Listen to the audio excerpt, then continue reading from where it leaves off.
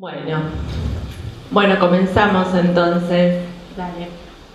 Bueno, somos las licenciadas Mariana Latorre y Adriana Klinov y se nos ocurrió comenzar a leer el libro Otro Lacan de Alfredo Edelstein, cuyo subtítulo es Estudio crítico sobre los fundamentos del psicoanálisis lacaniano. Bueno, a manera de introducción, de alguna manera, de todo el pensamiento de Apola también, ¿no? Y la idea es leerlo y comentarlo y hacer intervenciones o reflexiones, las que ocurran de manera presencial o online. ¿Sí? Sí, a mí me parece que está bueno empezar con cómo llegamos también, ¿no? Porque yo decía en el videíto que para nosotras hubiese estado bueno que alguien esté acompañándonos en los inicios, porque entendemos que es un trabajo difícil cambiar de paradigma, porque lo que estamos habituados por el sentido común y el psicoanálisis que aprendimos en la facultad nos formateó la cabeza de una forma que después es muy difícil cambiarlo. Y me acuerdo lo que comentabas en la entrevista que te había hecho por qué Apola. Como que había algo que no se entendía mucho, no entendías nada, pero que había igualmente cosas, ¿no? Algo que te convocaba a permanecer. Y a mí me pasó que, tuve una relación bastante particular con Lacan. Prácticamente me criaron, así que me leían de muy chiquita y lo odiaba, así que en el momento que necesitaba una psiquiatra, me comentó que estaba en apertura, leí la Garcés y me compré Otro Lacan en Mar del Plata. Para mí fue conmovedor, lo digo, me parece importante decirlo porque fue un cambio, fue como encontrar lo que estaba buscando, porque tenía todo el miedo de no saber, pero a la vez todo el entusiasmo de querer saber, ¿no? O sea, me parece que también nosotras queremos transmitir eso que nos pasa cuando estudiamos, ¿no? Como cuando estamos leyendo, cuando estamos investigando, disfrutamos mucho de los grupos que tenemos.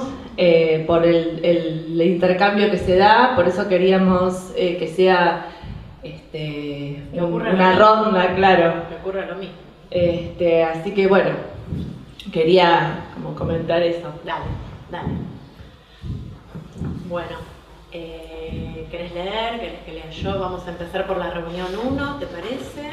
Sí, están María Montilla, Analia Kanska, bien. Antoni Cañelles. Antoni Cañelles. Como es en catalán es un poco complicado. En catalán así que es complicado. Bueno, vamos a ir aprendiendo también catalán. ¿Tenemos el programa en catalán? Sí, lo vi. Sí, del grupo de Barcelona. Bueno, bien. Sí, empecemos por el principio. Reunión 1, ¿querés leer? ¿Querés que lea? ¿Qué querés? Empezamos un poquito. Dale. Reunión 1. Epistemología, teoría y experiencia. Sobre la noción de cuerpo en el psicoanálisis de Lacan. Cita. Porque cuando alguien viene a verme a mi consultorio por primera vez y que yo marco nuestra entrada en el asunto con algunas entrevistas preliminares, lo que es importante es eso, la confrontación de cuerpos. Es justamente porque parte de aquí este reencuentro de cuerpos, que a partir del momento en que se entre en el discurso analítico, ya esto no será más la cuestión. Esto es, esta cita es del seminario 19, clase del 21 de junio de 1972, traducción de Staferla. Bueno, ahí ya podemos pensar que un poco se trata también de nuestro reencuentro, recién decías, ¿no? Del encuentro del cuerpo también, ¿no? Pues después de 2, 3 años de pandemia. Sí, y además toda la problemática que se armó en relación a la clínica, cuando hubo una imposición puesta por algo azaroso como fue la pandemia, de cómo atender, sin el consultorio, si era lo mismo atender en el consultorio que a distancia. Hubo ahí posiciones, la verdad, divergentes, y me parece que lo que hizo fue poner sobre el tapete esta pregunta, digamos, en el psicoanálisis, en el discurso psicoanalítico. ¿De qué cuerpo hablamos? ¿Cuál es el cuerpo que tiene que estar presente? Y bueno, creo que por eso, yo recién lo comentaba con ustedes, porque estaba justamente leyendo otro texto del doctor Edelstein, Formalizaciones matematizadas, donde justamente él toma esta cuestión del cuerpo, ¿no? De qué cuerpo se trata y bueno, ponerlo a trabajar a esto, ¿no? Porque todavía hay mucha gente que piensa que no es sin el cuerpo. Así que está bueno, justo empezamos por ahí. Sí, re interesante.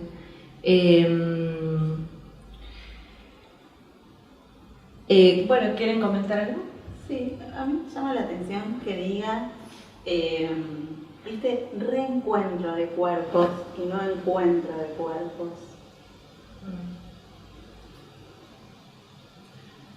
También hay que ver, sí, tal vez en relación a las entrevistas preliminares, que tal vez que son previas a la entrada en análisis, ¿no? Digo, en relación a esta cita, porque viste que vieron que siempre hay que leer a Lacan contextualizado. Entonces yo no sé de lo que viene hablando, pero si tomamos esta cita, ¿no? Podemos pensar que está la distancia, la diferencia entre las entrevistas preliminares y luego, ¿no? Cuando se entra en el discurso analítico, que sería como un reencuentro que es distinto al previo. Lo puedo pensar en función de estas citas, ¿no? Claro, porque acá dice que yo marco nuestra entrada en el asunto con algunas entrevistas preliminares. Lo que es importante es eso, la confrontación de cuerpos. Es justamente porque parte de aquí este reencuentro de cuerpos, como si este reencuentro de cuerpos sería ya otro cuerpo también, ¿no? Otro momento. Claro, porque es a partir de eso que pasó en las entrevistas preliminares que es posible, claro, que es posible otro. Claro, otro reencuentro, ¿no? Sí, me parece que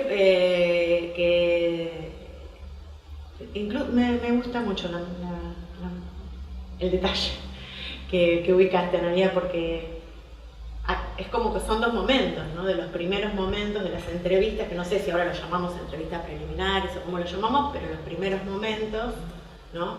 Y otro momento es de la entrada, ¿no? En análisis, que también está desdibujado, ¿no? ¿Cuándo sería que termina la entrevista preliminar y cuándo sería que se entra? Qué sé yo, no, tampoco tiene que ver con el tiempo cronológico, ¿no? Sino con otra cosa, ¿no? La entrada en análisis. Y tal vez por ahí también pensaba reencuentro, si es ya el momento en el que terminadas las entrevistas preliminares se entra en un análisis, es porque hubo un encuentro. Pensaba en el S1, en el S2, como este momento que no es cronológico, sino, ¿no? Del 2 al 1. Claro, como esa segunda vuelta, ¿no? Claro, como que significa que hubo un encuentro. Sí, claro. ¿No? Sí, que empieza otro momento, porque el que no continúa se va. Es claro. El que vuelve, ¿no? Hay una vuelta. O sea, o continúa. Sí, pensaba también que por un lado se pueden ambos aceptar, ¿no? Como paciente, analizante, analista, como personas que se aceptan en ese rol, de alguna forma, para... bueno, que para eso estarían las entrevistas preliminares. Después después eso puede derivar en llegar a la entrada en análisis, ¿no? O sea, transformar la demanda en demanda en análisis, ¿no? Bueno, sí, súper interesante. ¿Sigo? Dale. Vamos a realizar este año un trabajo intelectual, racional y lógico, del mismo modo que hicimos durante años anteriores en este espacio, enfocado en el análisis y la crítica de dos extensas obras, la de Lacan y la del conjunto globalmente considerado de sus discípulos. El objetivo será establecer si existe entre ambas la misma orientación o si hay, tal como voy a intentar demostrar, una inversión del sentido entre las soluciones propuestas por Lacan y por sus discípulos a las grandes problemáticas del psicoanálisis. O sea, ya empieza, bueno, que esta sería la cuestión, ¿no? Alfredo plantea que en realidad fue mal leído o mal interpretado, ¿no? Voy a proponer otro Lacan en relación al Lacan que sus seguidores difunden. Ni mejor ni más auténtico, sino inverso. No niego que existan citas de Lacan que puedan avalar la posición de los psicoanalistas lacanianos. Dice, la cita dice: reservaré el uso del adjetivo lacaniano exclusivamente para aludir a cuestiones relativas al movimiento psicoanalítico de tal orientación. Utilizaré en cambio de Lacan para referirme a textos, ideas, teorías, términos, etcétera, sostenidos por Jacques Lacan. De este modo, una teoría lacaniana puede incluso ser opuesta a la teoría de Lacan. Es lo que él está tratando de demostrar, ¿no? de demostrar. Claro. Pero les voy a proponer otras referencias al texto de Lacan que no suelen ser las que más participan de la teoría lacaniana difundida y que, consideradas en una serie amplia e insistente, permiten plantear otro Lacan respecto del popularizado, no más auténtico, sino contrario al conocido, con el que acuerdo en mi posición de analista. Como se tratará de un recorrido conceptual, debemos tener en cuenta, antes que nada, que para la epistemología moderna es indiscutible que el trabajo científico gira en torno de la elaboración de teorías y la discusión en torno a estas consiste en oponer unas ideas frente a otras, y no hay en la base de lo que llamamos ciencia moderna otra forma de proceder. Por eso también decía en el videíto que armaba ayer, bueno, que tenemos que ver las diferencias, ¿no? O sea, la forma de estudiar también es oponer las posturas, ¿no? Las ideas. Luego podrá suceder, para algunos casos, en algunas cuestiones específicas, lo que se llama la contrastación empírica, que nunca determina en forma absoluta la validez de una teoría científica. En el campo de la ciencia, para casi todas las corrientes epistemológicas, la teoría científica consiste en oponer modelos teóricos. Por lo tanto, de lo que se trata en la actividad científica es de la crítica racional de ideas a partir de otras ideas, teorías contra teorías y no de experiencias personales. Este año realizaremos un recorrido de este tipo, no para establecer quién tiene razón, sino para distinguir dos teorías, la de Lacan y la de sus discípulos. ¿Cómo? Muy bueno. Lo que voy a intentar establecer entonces es qué se puede decir respecto a lo que sostuvo Lacan en torno a lo que se dice que dijo. Y en eso voy a regirme por el método de la oposición racional de ideas y de teorías. Voy a analizar en cada reunión algún capítulo bien consolidado en el seno del sentido común lacaniano sobre lo que dijo Lacan y vamos a ver si efectivamente se coherentiza con el conjunto del texto de Lacan y en especial con el sentido subversivo que él le imprimió a su enseñanza. La bibliografía que utilizaremos consta fundamentalmente de las... Quería intervenir. Que me parece que hay una doble subversión, ¿no? Está la subversión de Lacan y la subversión de Alfredo Eidelstein, ¿no? Como doble, ¿no?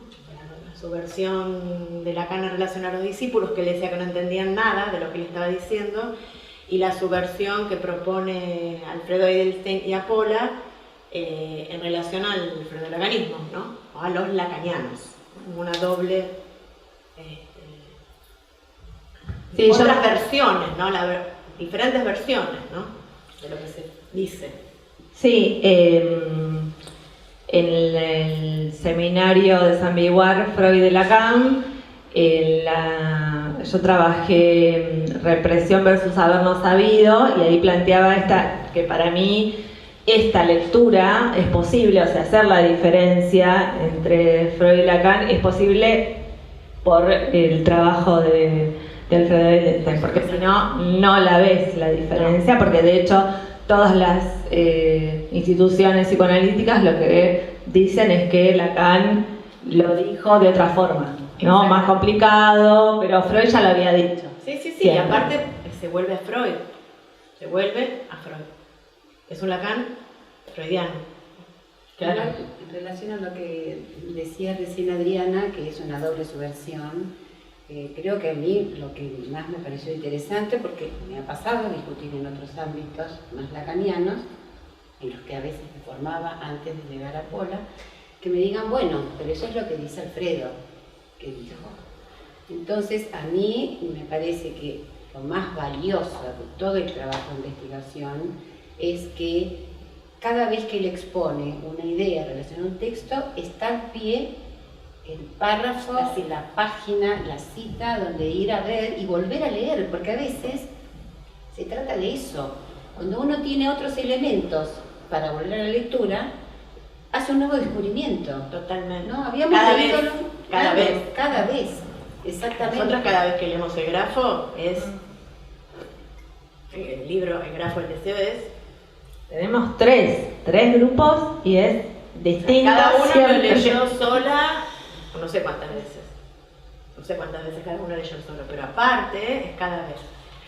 Pero yo quería agregar algo a lo que dijo María, que justamente el otro día yo había leído que no sé si es en forma de falacia, sino como un error de la escritura, es la excesiva ubicación de citas en un texto, ¿no? Como que es algo que se critica cuando se escribe. Es una crítica, es una forma de criticar cuando alguien usa excesivamente la cantidad. Y yo pensaba, bueno, me parece que en este caso es necesaria la referencia. Totalmente. En este caso es necesaria la referencia, es una de las críticas que se le hace también, ¿no? Que bueno, así. Pero creo que es necesaria por todo lo que estamos hablando, ¿no? Por todo el movimiento en el cual está ubicado este nuevo psicoanálisis. Vamos a postular que la palabra de Lacan está distorsionada, entonces es fundamental, claro, por lo menos en este momento. Tal vez haya otro momento donde esté más legitimado, digamos, este discurso y no sea tan necesario. Sí. Creo que digamos, es una decisión, digamos, consciente y fundamental. Es una apuesta. Es una apuesta. Sí. La excesiva cantidad de citas. No lo digo yo, no es por mi experiencia, digamos, no en el sentido de que Alfredo no es por mi experiencia, claro. No lo digo yo, no lo dice no es que lo dice Alfredo. Entiendo que él no está ajeno a estar. No, me imagino que no. Pero bueno, una decisión. Sí. Bueno, acá está Natalia, que me avisó, Natalia Espera, que me mandó un mensajito que iba a poder escuchar, pero que queremos ver si para la próxima los que están online también pueden estar como en el proyector, pero tenemos que... Ya con esto, ya por lo menos estamos transmitiendo, que es un montón. Es un logro. Sí. Así que, bueno, los saludos. ¿Hay gente escuchando? Sí. Natalia, Alejandra Gómez Hermida, Jorge Andrés Costela Cortes, que me avisó anoche, que ya le había hecho la entrevista, Andrea de Santis y Adriana Fredes. Perfecto. Va. Buenísimo, sí. Bueno, ¿sigo? Dale. ¿Dónde dejé? Enseñanza. Sí. La bibliografía que utilizaremos consta fundamentalmente de los textos de Lacan de 1970 a 1981 y no me privaré de citar los más conocidos por el público. De los seminarios de este periodo analizaremos en especial el seminario 20, aún el seminario 22, RCI y el seminario 23, el Sintón, de los escritos Leturdit. También intentaré establecer que, en líneas generales, la dirección que Lacan le imprimió a sus concepciones se mantuvo estable en toda su trayectoria. Los seminarios de Lacan que citaré en esta y en las futuras reuniones serán tomados fundamentalmente de la página web estaferla.free.fr. En especial cuando existan diferencias con la versión editada oficialmente. Allí figuran todos los seminarios de Lacan editados a partir de los registros magnetofónicos en versiones más completas, mayor cantidad de referencias, citas, intervenciones, fórmulas y figuras matemáticas, más extensas, con más párrafos de Lacan y más cerca, según mi impresión, de las grabaciones de Lacan que la edición oficial. Bueno, esto también es una de las cosas que acompaña el problema, ¿no? Porque justamente los seminarios de Paidós, lo que nosotros tenemos, que son de la versión de Seid, están recortados, ¿no? O sea, Rodríguez Ponte había dicho que estaba hachado el seminario 20, porque nada que ver con lo que hay en Estaferla. La reunión de hoy será destinada a la discusión sobre el cuerpo. Es decir, dentro de este trabajo sobre la enseñanza de Lacan entre 1970 y 1981 trabajaremos primero la noción de cuerpo, ya que estimo que, debido al estado actual de discusión en el psicoanálisis, se debe comenzar a recorrer el camino por ahí. Bueno, dentro de poquito ya sale el libro sobre el cuerpo de Alfredo y de Seid. Sí. Y acá quería agregar una cosita, porque el periodo 70 de 81 vendría a ser como, para los lacanianos, el último Lacan. Y la frase que me parece que hay que tener en cuenta es la que dice Alfredo, de que él durante toda su enseñanza mantuvo siempre, digamos, no es que, si bien todos los autores van evolucionando y modificando ciertas cuestiones y nociones, pero lo que sería el espíritu, la esencia, se mantuvo desde el principio. El seminario 2 uno ya más o menos... Sí, la esencia no diría, por ahí bueno, diría la estructura. Saquemos la esencia, sí, porque me lleva a otro lugar. Sí, digamos, haciendo una mirada estructural. Sí, la enseñanza de Lacan. Claro. Exactamente.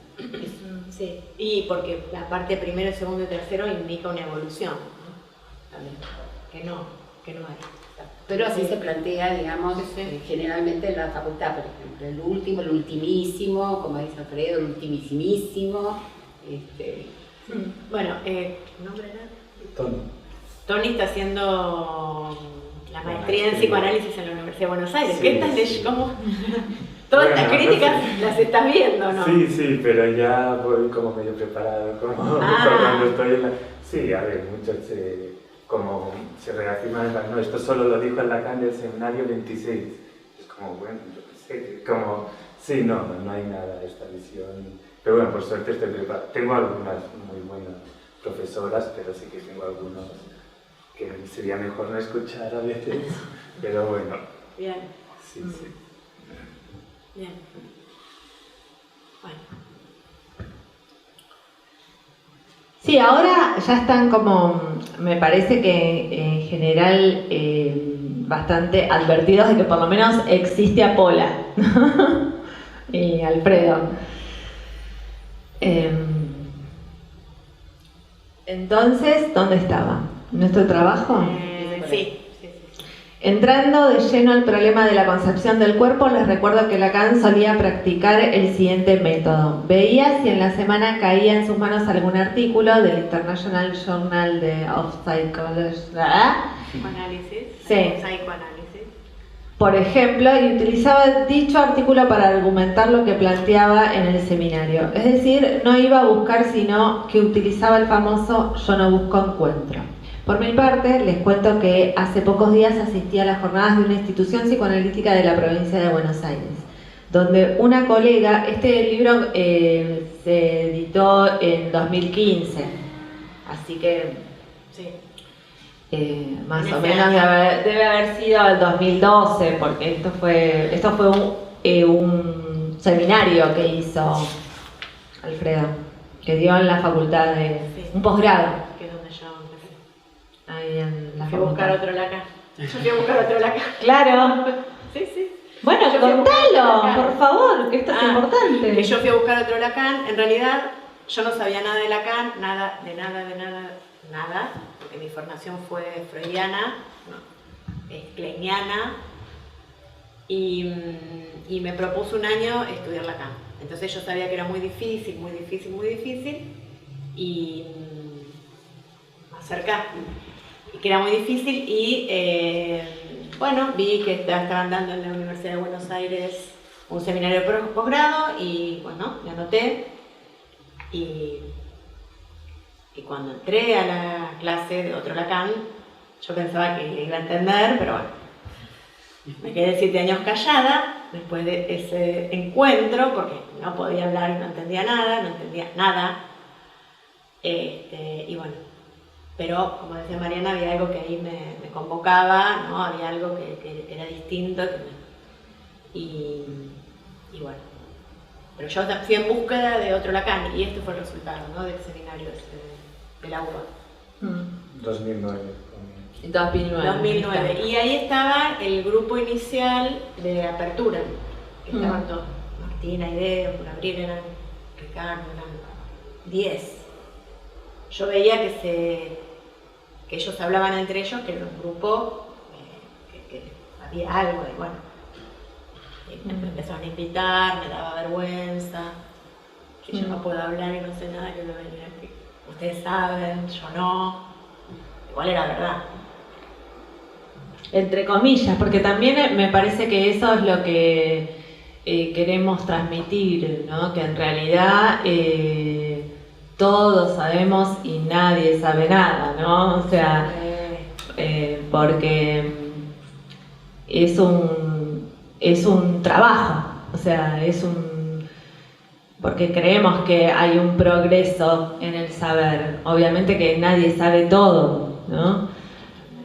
Pero tiene que ver con ese interés, ¿no? Con ese entusiasmo, con esas ganas de preguntarse y de buscar, ¿no? Sí, yo creo que en la misma pregunta, cuando uno se pregunta por el inicio de un análisis.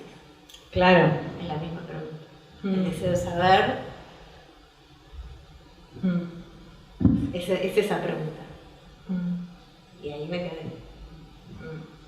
Y siempre hay alguien que a uno lo acompaña, que fue Ricardo, Juan y Cu, lo recuerdo todo el tiempo, y bueno. Eso. Sí, muy amoroso. Que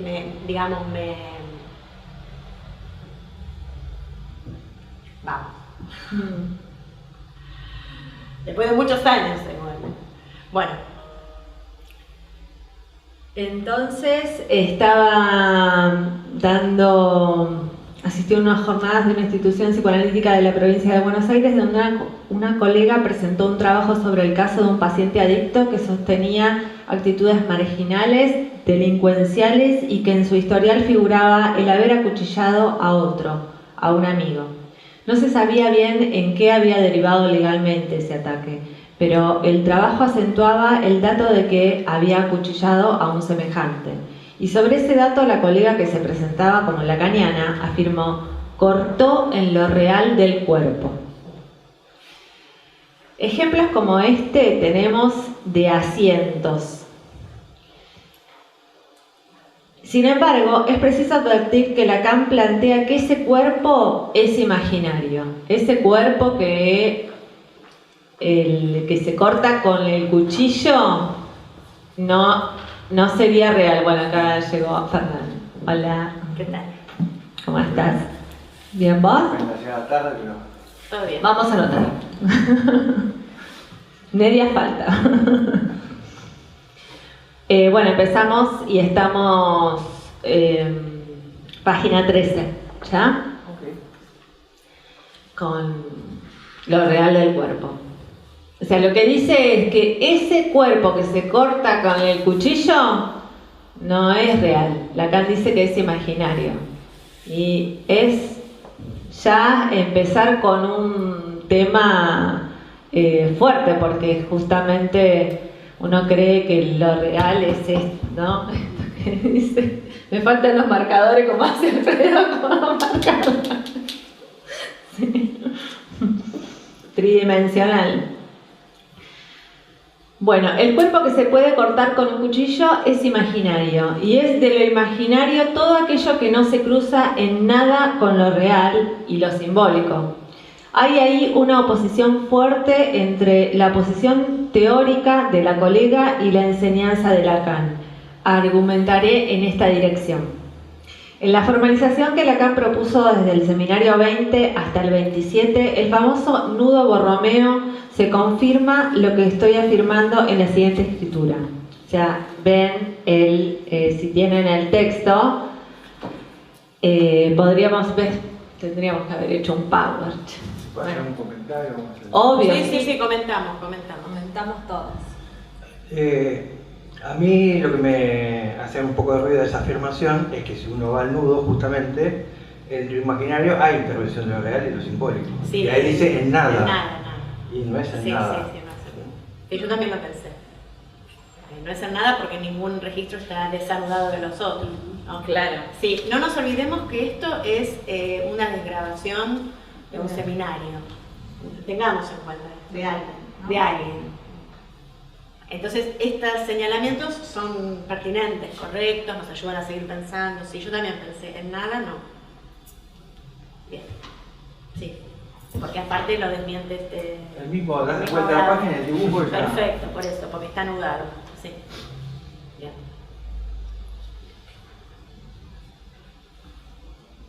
Entonces, lo que vamos a analizar, bueno, porque en el nudo tenemos entonces lo imaginario, el círculo de lo imaginario, tenemos el cuerpo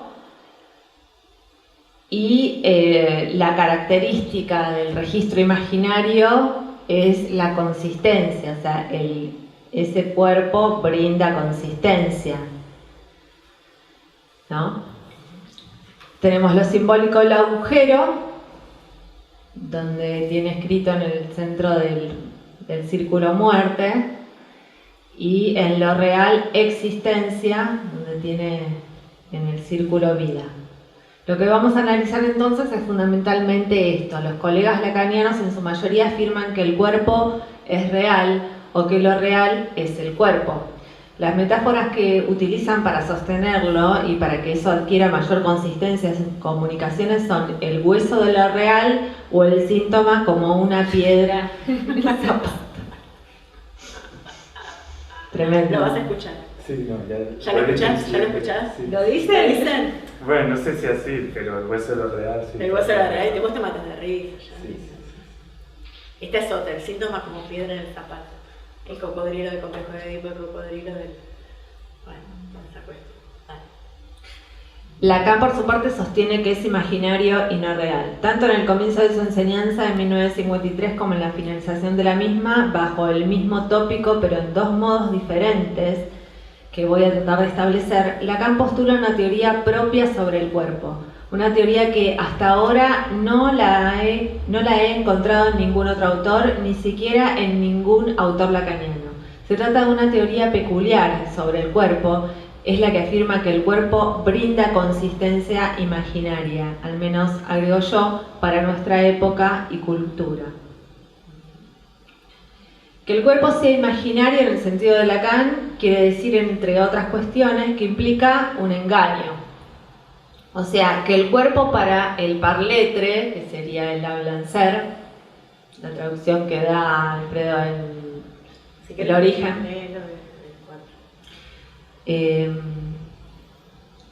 dice la cita: propongo habla en ser como traducción del neologismo parletre debido a que uno establece primero el hablar y luego el ser. Habla en ser. Dos, hablan en lugar de habla para escribir la polifonía y la inmixción de otredad. Y tres, ser en singular para dar cuenta del caso particular contado como uno. Involucra un engaño, quizá el mayor de los engaños. Lacan sostiene, o sea, el cuerpo, ¿no?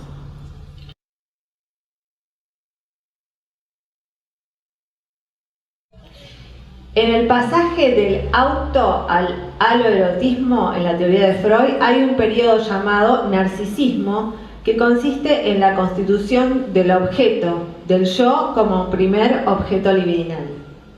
Encontramos a su vez en Freud dos teorías del yo. La del yo del proyecto de psicología, presentado en la introducción del yo, donde el yo es concebido como una red de neuronas bien investidas, y la del yo de la introducción del narcisismo, en la que sostiene que el yo es el primer objeto libidinal, lo que implica sostener que, según Freud, lo primero que la libido inviste es el cuerpo propio. María, poneme el... Sí, pero que lo bajé, no sé qué pasó.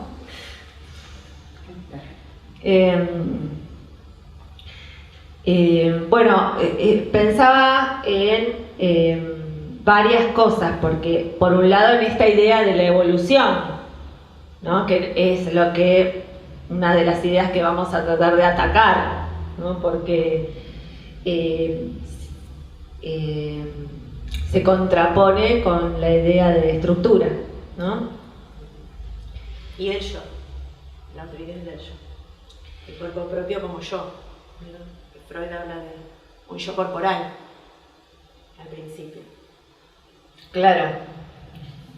Yo y corporal, las dos cosas. Corporal biológico, ¿no? Bueno, lo que trabaja mucho Alfredo también es que en el proyecto la definición que aparece sobre el inconsciente está más ligado a la escritura, ¿no? A la red esa que hacía conexiones, que luego con el giro de 1920, ¿no? Que termina de nuevo al cuerpo, va de nuevo a lo pulsional y a la libido y todo. A partir de la investidura del cuerpo propio por parte de la libido, se abre la condición de posibilidad de un objeto que no sea el yo. La misma radica en un desplazamiento transitorio de esa libido desde el cuerpo propio hacia el objeto externo. Con lo cual, para Freud, indudablemente, en esta teoría se aplica con una claridad el amarás a tu prójimo como a ti mismo. De hecho, para Freud no hay otra forma de amar al prójimo más que como a uno mismo. O sea que todo prójimo solo será a este respecto un sustituto del yo y del cuerpo propio. O sea que en realidad, aunque esté con el otro, claro, es para hacer el recorrido, pero volver, ¿no? Sí, aparte estaba pensando en el grafo, ¿no? En la parte de abajo, imaginaria, de la imagen del otro y el mono, ¿no? En esa parte se ubicaría el encuentro con el otro, ¿no? Con el otro. Claro. Bueno, eso también tendríamos que tener un grafo. Sí, tendríamos que traer para la próxima. Grafo. Sí, para ir ubicando, ¿no? También. Lacan en el seminario 8, clase 11, sobre el banquete de Platón, afirma lo siguiente en relación al amarás a tu prójimo como a ti mismo. A ver si hay comentarios. Vos fíjate, por favor. Sí, claro. A ver, Jorge Andrés Costela dice, es en nada, significando que cuerpo está anotado en el nudo sin intervención del real y simbólico. Bueno, eso es lo que estábamos poniendo en cuestión, que en realidad sí está intervenido por lo real y lo simbólico porque están anudados. Sé que no se trata de diagramas de Venn, pero en el centro se cruzan y en la otra parte no, como las fórmulas de intersección y unión. Ajá. ¿Se detuvo, dice? ¿Se pregunta alguien? Ah, no. Listo. Lacan en el seminario 8, clase 11, sobre el banquete de Platón, afirma lo siguiente en relación al amarás a tu prójimo como a ti mismo. Sócrates nos es presentado como un Erastes, un deseante, pero nada está más lejos de su imagen que la irradiación amorosa que, por ejemplo, parte del mensaje crístico. Ni efusión, ni don, ni mística, ni éxtasis, ni siquiera mandamientos se desprenden de él. Nada está más lejos del mensaje de Sócrates que el amarás a tu prójimo como a ti mismo. Lacan en seminario 8. página 184 del Paidós. Bueno, porque Lacan sostiene la postura de Sócrates. Bueno, el banquete también es un libro que para mí... Hola, veniste por acá. Gracias. ¿Qué tal? ¿Cómo está?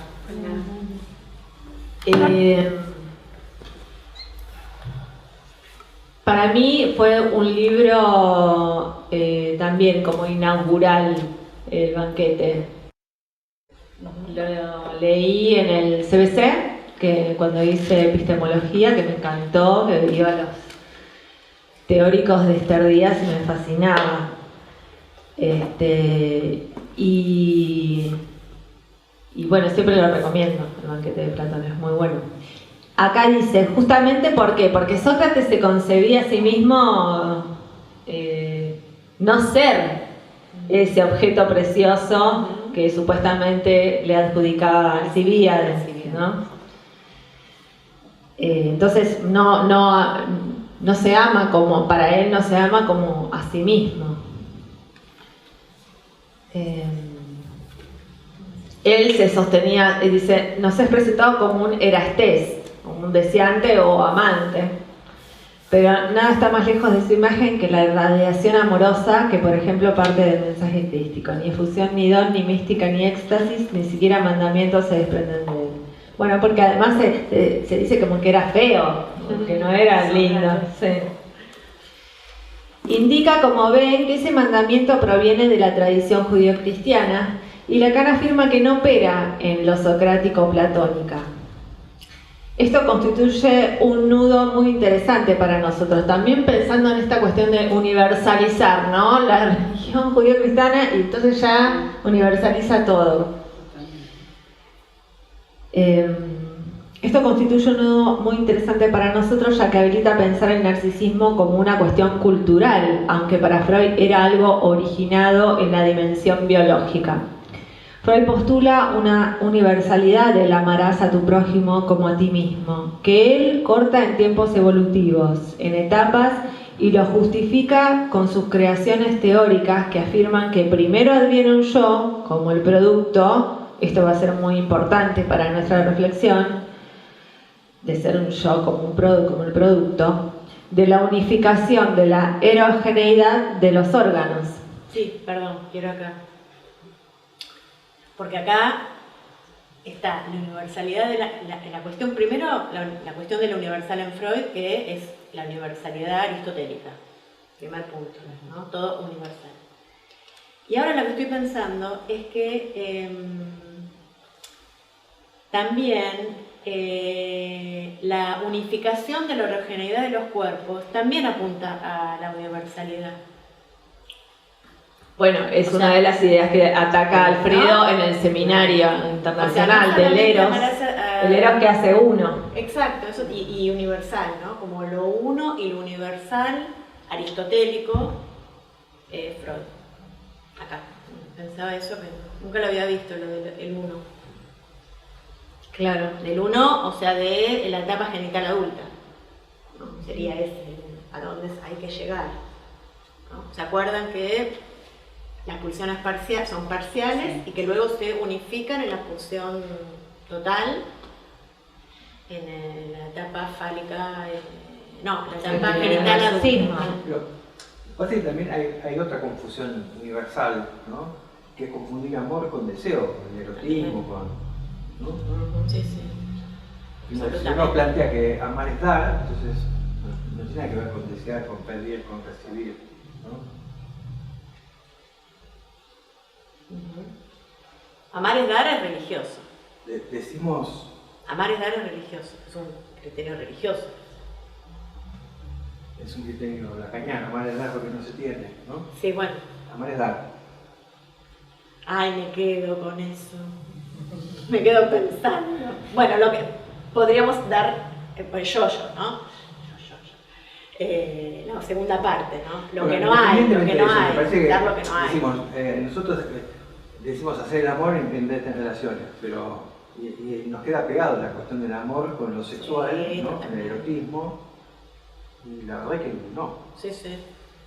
si no, tendríamos que dejar de lado todo lo que sería el amor a Dios, el amor fraternal, el paternal, no todos los amores.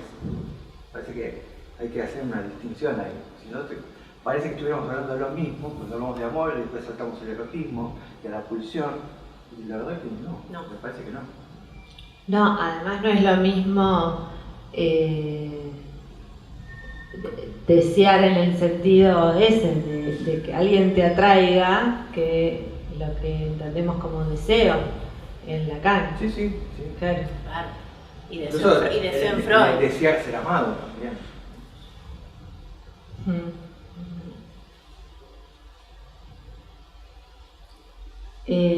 ¿Sigo? Sí. ¿Dónde estaba? Lo que produce. Lo que produce cierta confusión es que el cristianismo sostiene como una característica propia el amarás a tu prójimo como a ti mismo, cuando en realidad Cristo estaba citando un precepto judío, pero el cristianismo levantó ese precepto como propio, o sea que sería amarás a tu prójimo como otro judío común. Hay que establecer cuál fue la maniobra por la cual el cristianismo tuvo razones para considerarlo como propio, y es que le agrega algo, lo tuerce de alguna manera, lo escribe dentro de otra lógica. Comentario.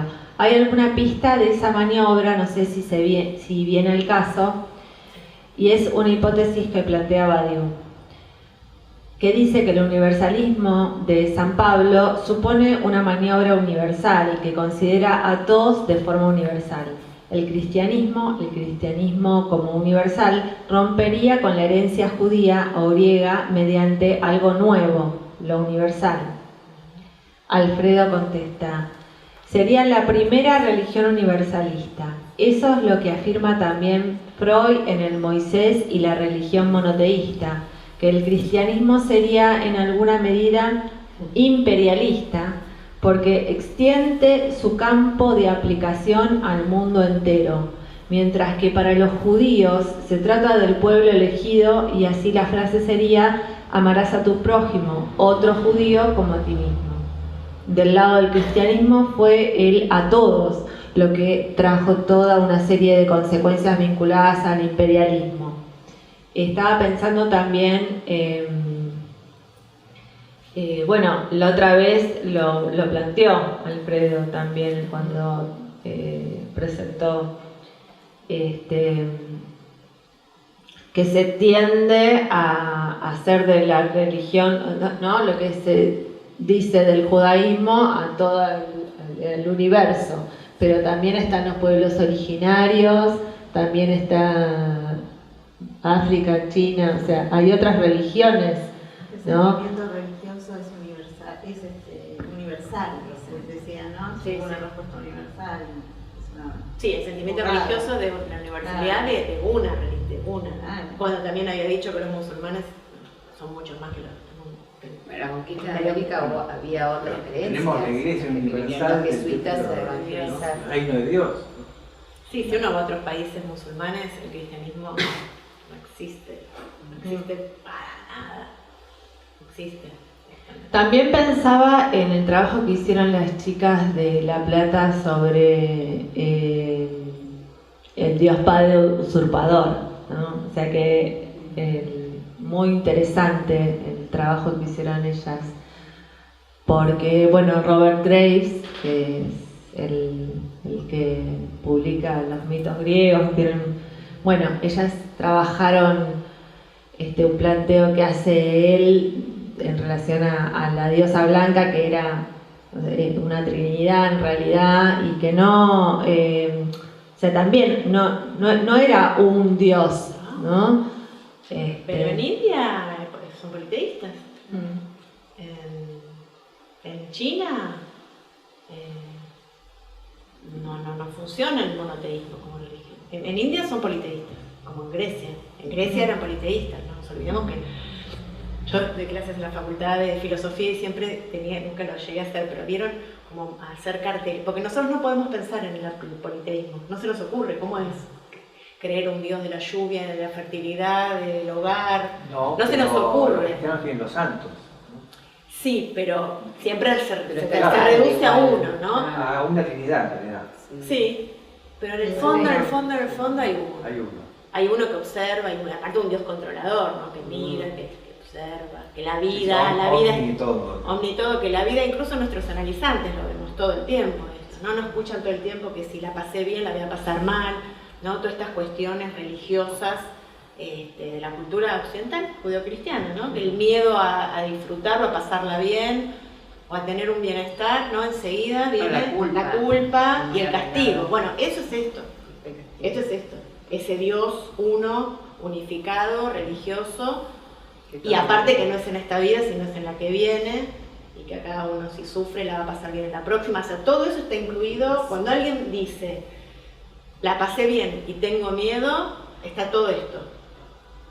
Yo empiezo a pensar, todo esto está acá, en esto, en el uno, en el modelo.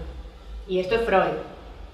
Aparte, no nos olvidemos que Freud viene de una familia judía religiosa ortodoxa, donde esto estaba exacerbado a la máxima expresión en su casa de origen. Él vivía así, con esto. O sea, el padre, el abuelo rezaban todos los días a este Dios todopoderoso. ¿Sí?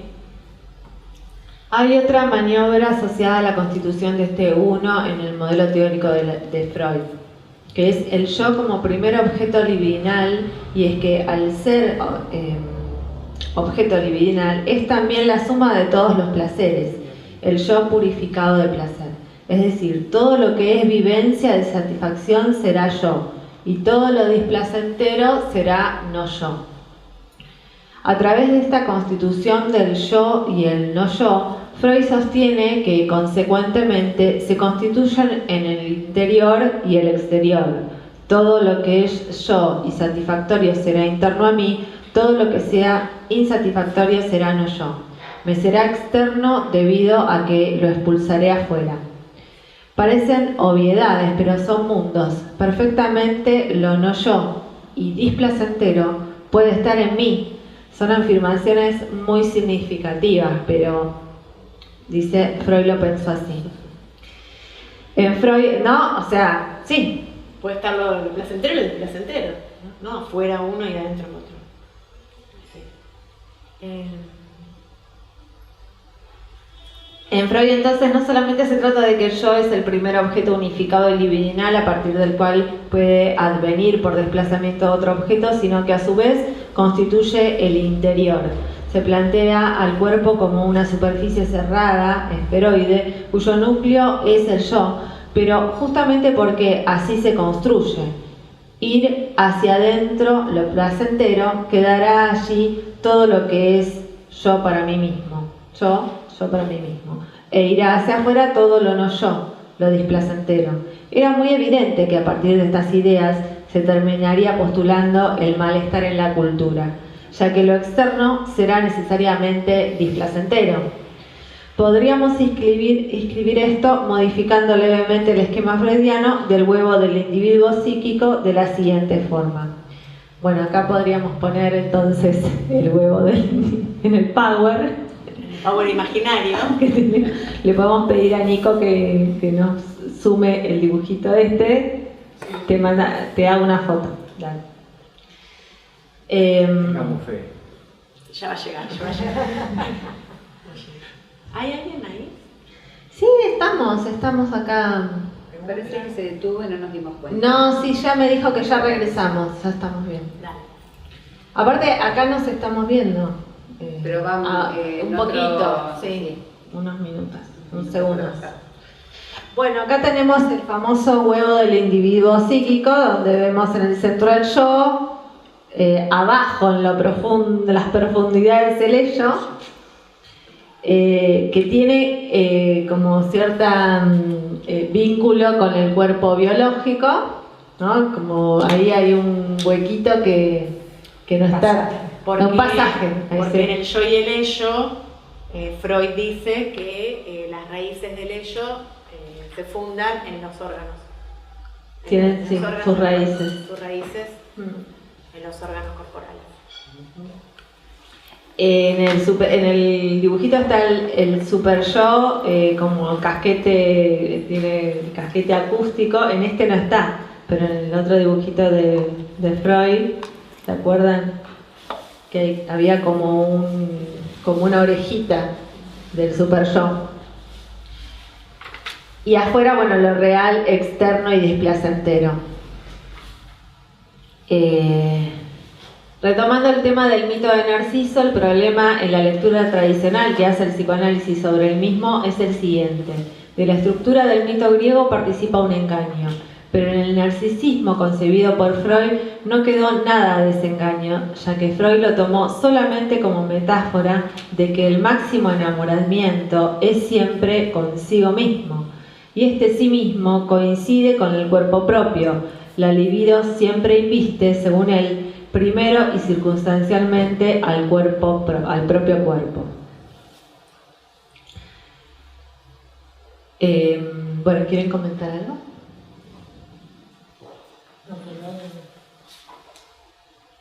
Una pregunta, cuando Adriana recién comentaste yo y el ello, ¿es ahí donde además dice que el yo hunde sus raíces en el ello? No, el yo hunde, no, ahí dice que el yo tiene una parte inconsciente. Bueno, pero ahí no se daba a pensar, digamos, que esa parte inconsciente, porque lo que pasa es que como está vinculado con el ello, y el ello tiene vínculo con lo orgánico, entonces el yo tiene vínculo con lo orgánico. Claro. Eso. Por eso tiene parte inconsciente, porque el ello es inconsciente. Entonces, el yo está vinculado con el ello está vinculado con los órganos y con el inconsciente. Y ahí dice que el yo tiene una parte inconsciente, por esta relación. Sí, sí.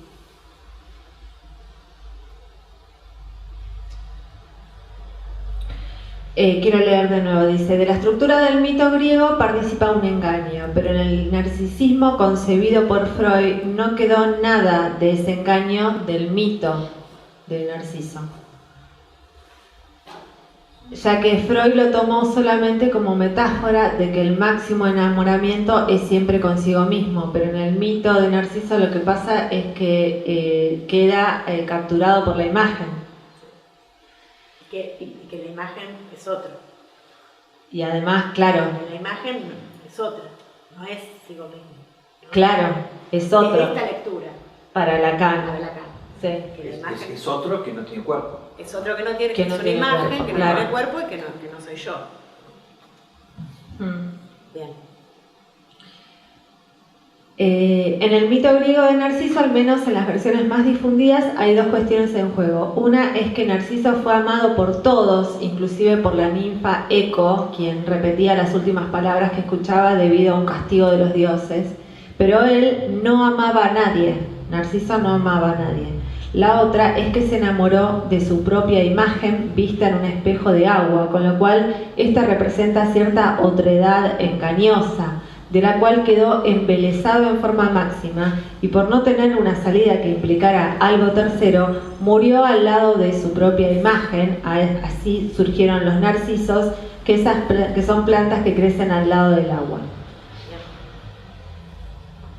Esto que dijo Fernán, ¿no? Piensen en el grafo, en el Moai, en el idea, la imagen del otro, ese matema, es esto, ¿no? Es esto. Esta interpretación o esta lectura de Narciso en el grafo. Pero en la teoría de Freud, el narcisismo está depurado de engaño. Lo que sería un engaño para Freud es suponer que hay amor al prójimo, que es la ilusión para la versión freudiana. O sea, es como fuerte, ¿o no? Es como siempre... Bueno, pero por eso después, en la página anterior dijo que la consecuencia es el malestar en la cultura, porque si ya es imposible amar al otro, eso ya trae, si yo tengo que convivir con otros, cierta tensión permanente entre el amor que yo me prodigo a mí mismo y el que debería prodigarle al otro. Claro. Aparte que insta la renuncia pulsional, es que no hay otra manera. La cultura, claro. ¿No? Por eso yo le preguntaba anteriormente, porque cuando se habla de las vicisitudes del yo, ese pobre infeliz que está ahí en el medio, ¿no? Tironeado por el principio de placer y el principio de realidad, la realidad manda religiosamente que hay que amar al otro, pero el ello, dice, ¿no? Es como, como tener el diablito y el angelito, ¿no? Ahí adentro diciendo lo que el pobre yo debe hacer y elegir, y es un pobre sufriente para... Sí, estaba pensando en lo que vos dijiste, ¿no? Que, ay, yo escuché esto, ¿no? Cuando vos dijiste que en realidad ahí Freud piensa que está lo bueno y lo malo adentro, no le importa, pero que no hay, ahí se contradice. Pareciera que hay una contradicción. Porque entonces si está el yo y el ello, está lo bueno y lo malo adentro está Freud. Pero yo nunca había escuchado esto de que esta cuestión doble. Igual, como es tan complicado para mí, es más complicado Freud a veces que Lacan. Cuando él habla de ese yo purificado, debe haber algo, digamos, y esto está primero, digamos, esta instancia que se debate entre el bien y el mal, el diablito y el ángel, digo, pero también debe haber alguna manera de conciliar eso, no sabría, pero sí es cierto lo que vos decís, pareciera un antagónico de cómo, si tengo todo lo bueno y todo lo malo es bueno, pero el otro está afuera. Sí, pero el ello también. Es uno de los pasajes del yo, sí, exacto. Bueno, claro. Pero me parece que todo esto justamente es la neurosis, ¿no? Yo creo que todos los pacientes cuando vienen nos hablan de eso. Sí. Hablan del yo, del bien, el malo, que dentro que está afuera, pero nosotros trabajamos con el sujeto, no tomamos, o sea, todo eso lo tomamos como significante. Y cuando hizo no para una teoría nueva, digamos, ¿no? En relación a lo que decís, Fernán, es que cuando un paciente dice algo en relación al yo, bueno, por eso yo la verdad que si lo hice fue inconsciente. Suponete que le hiciste mal a alguien, le dijiste un exabrupto, ¿no? A veces la excusa es, bueno, pero yo no me di cuenta de esto, fue algo inconsciente, ¿no? Ahí también uno podría decir que si era inconsciente estaba adentro, porque de hecho el inconsciente para Freud está adentro, está ubicado en el cerebro, no sabemos dónde, pero pensó que en algún momento él lo iba a dilucidar la ciencia. También está esto, ¿no? Como que bueno, pero yo no soy tan responsable, porque se abren otra infinidad de cuestiones, ¿no? Cada vez que hablamos de esto, que es la responsabilidad, y si el yo se hace responsable o no, porque bueno, esta parte es mía, es inconsciente, desconocida, entonces no me puedo hacer cargo de eso. Es un montón de cuestiones. Bueno, con esta nueva teoría se salva todo. Claro, por suerte. No puede hacerse cargo de eso. Y no, porque hay inhibición, ni sí, ni no. Otredad, no hay individuo. Inconsciente lo que decimos. Sí. No importa si está dentro o afuera. Exacto. Pues está en otro lugar. Me parece que la contradicción que vos planteaste, lo que estaban ustedes comentando, me parece que justamente lo que ilumina es el planteo dualista. Claro. Que produce el efecto de la encerrona y no se puede dar un paso esclarecido en tercera, digamos, ¿no? Bien, sí. Sí, súper importante también esa idea del dualismo pulsional, pero también del binarismo, ¿no? O sea, claro, de lo binario que se supera por la terceridad, sí. Y también pensaba que en Freud, en realidad el superyo es el heredero del complejo de Edipo y de los mandatos sociales que se incorpora, o sea, que eso pasa a ser parte del aparato psíquico, ¿no? Y que viene de afuera. Claro. Que viene de afuera y entra. Y que no está desde el origen, porque es algo que es en la evolución, digamos, es cuando... No, pero además parece ser de que es el único concepto que inventa Freud, porque todos los demás nosotros ya lo escuchamos a Alfredo 800 veces con la listita de los conceptos, que el otro día ubiqué cuando empezó la lista, en un encuentro sobre la no relación sexual que dio en Apertura. Ahí él comenta sobre esta lista que tomó de otro libro. Bueno, y él lo incorpora, o sea, por eso dice Alfredo que es el mayor, que considera que ayudó mucho al individualismo moderno, porque injertó el super yo adentro nuestro, ¿no? Como esa persecuta adentro. Sí, el heredero de las religiones monoteístas, ni más ni menos, Claro. con una palabra, digamos, ¿no? Sí, sí. Es el heredero. Super yo. No, digo, y lo interesante también es esto que evidencia este descubrimiento de Freud, no solo un yo, sino que además es un super yo, un yo gigante, pero que su posición en relación a las mujeres, porque las mujeres estaríamos... No tenemos mucho de nosotras. ¿no? En un campo no tenemos super yo porque no hemos resuelto nuestra salida del Edipo. Claro, menos rígido. Menos claro, y por eso no podemos ocupar funciones importantes, porque no tenemos carácter, no tenemos... Pero también da como ciertas cuestiones positivas, Freud, diciendo que bueno, que el hecho también de no tener super yo nos hace como más auténticas, más liberales, más, porque no tenemos ahí el castigo. No sé, yo no me creo mucho. No. Si estaba en contra de los feministas. Estaba en contra de que votemos, así que mucha libertad. Tampoco dejaba trabajar a la hija, o se le daban atención nada más que a niños, porque no podía atender a adultos, porque no... Primero porque la mujer, supongo, Claro. no tendría un super yo suficientemente desarrollado y no pertenecía a la institución, claro, sí. Estaba dentro y afuera, porque ella era secretaria. Pero lo que digo es que como el hecho de no tener super yo consideraba que éramos personas que éramos emocionalmente perturbadas, probablemente porque no teníamos, por eso es que no podíamos Ese votar, porque no teníamos la Esa condición legalidad necesaria para ser, ¿no? Eso, a eso me refería. No, claro que ¿No? Que podíamos ser como un poco más locas a lo mejor, o no estábamos...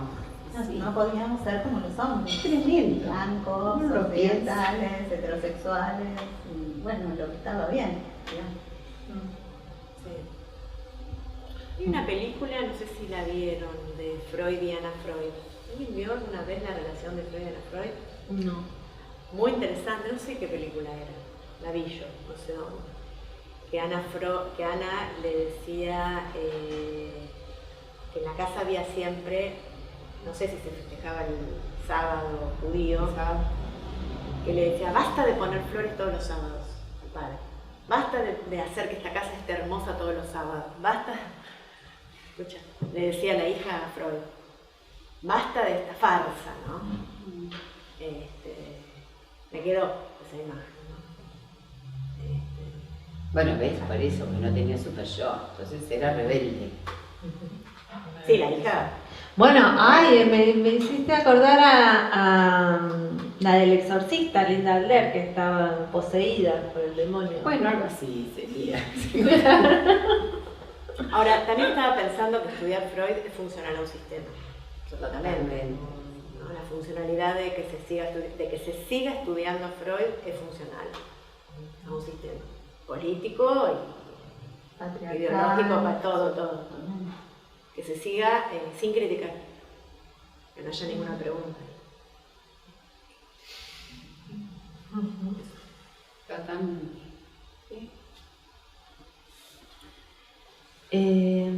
¿Dónde estaba?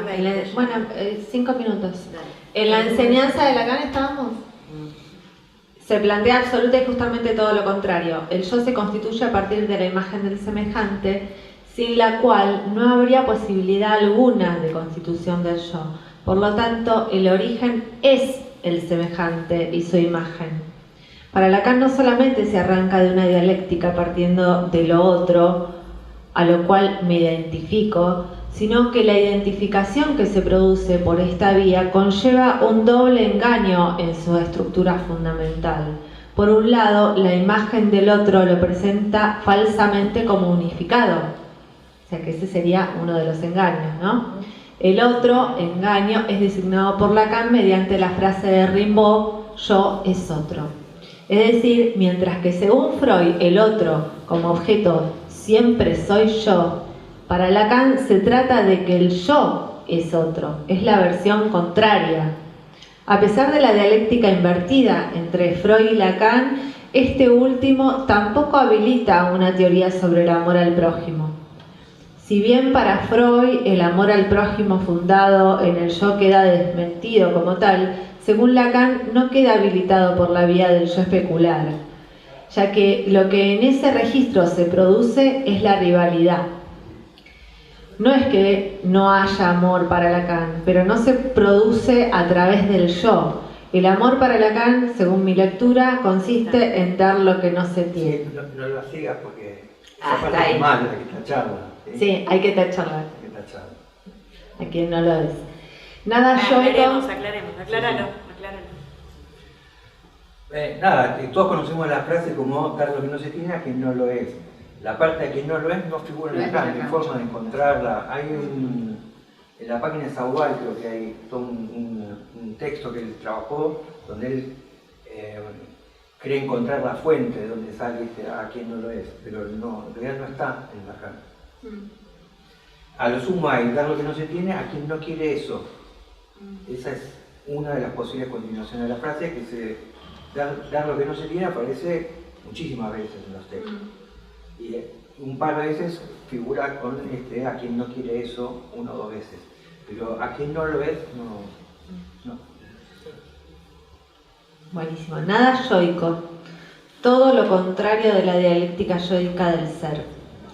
Citemos ahora los textos. Comenzaremos por considerar 2 citas de Lacan. La primera es del escrito La agresividad en psicoanálisis. Dice así: ¿quién sino nosotros volverá a poner en tela de juicio el estatuto objetivo de ese yo, que una evolución histórica propia de nuestra cultura tiende a confundir con el sujeto?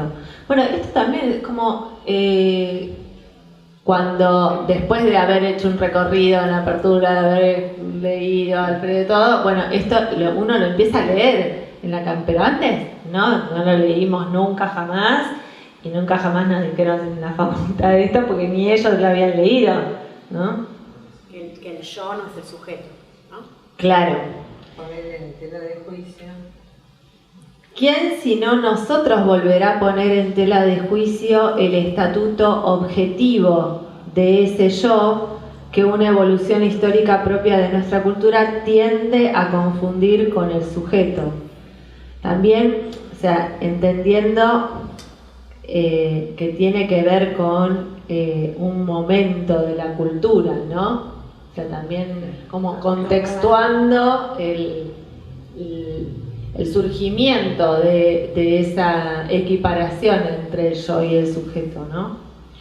Es muy importante que observen en qué texto está planteado esto. No es el del amor al prójimo, sino el de la agresividad en psicoanálisis. O sea, el texto no se llama el amor al prójimo, ¿no?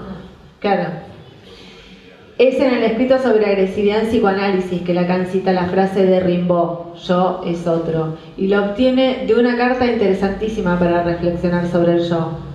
Cita 7, dice, figura en la carta del 13 de mayo de 1871 a Georges Isambard, donde afirma: nos equivocamos al decir yo pienso, deberíamos decir me piensan.